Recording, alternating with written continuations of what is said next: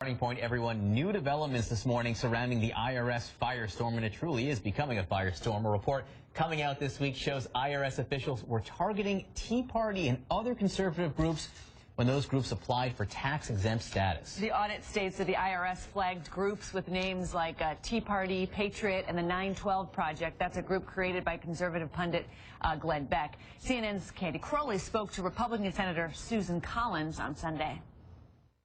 This is truly outrageous, and it contributes to the profound distrust that the American people have in government.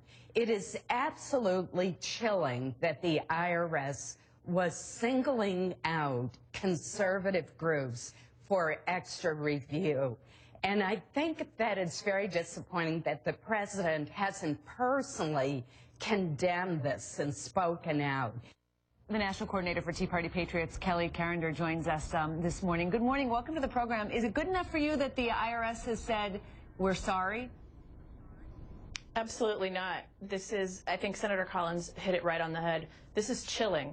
This is what happens in other countries when government agencies target and harass particular groups based on their ideology.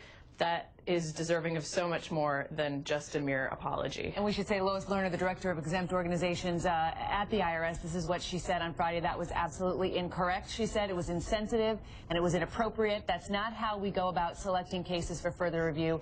The IRS would like to apologize for that. What more would you like to see? Well, we need to know, how did this start? Who started it? Who knew what? And when did they know it? How far up does this go? Does it go up all the way into Treasury? Does it go up into the administration?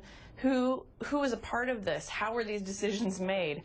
And what is going to happen to the people that did it? If there are no consequences for people who abuse their power like this, then it's not going to stop. And it's not going to stop with Tea Party Patriots. It'll be some other group that gets singled out. And I don't think any of us want that. Do you think it went higher up than just these IRS officials who worked in Cincinnati? Apparently these low-level IRS officials in Cincinnati. Have any evidence of that?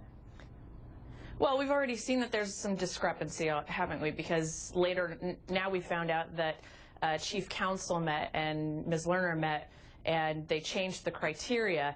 But they only changed the criteria where these applications were flagged from, say, Tea Party Patriots to things like groups that are educating on the Constitution and the Bill of Rights. And that's pretty ironic, considering what they were doing was unconstitutional. That's right. The timeline here is getting increasingly problematic. You know, the commissioner of the IRS, who was, we should say, a Bush appointee, actually gave testimony on this back in 2012. Let's listen to what he said briefly. First, let me start by saying, yes, I can give you assurances.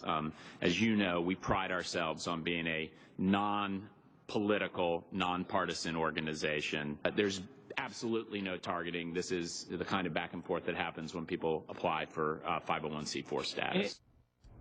Do you have any evidence that you were targeted at all over the last several years? Well, I'm not going to really say a lot right now, except that our group, Tea Party Patriots, is discussing our options. We're looking at the timeline. We're looking at what did happen to us.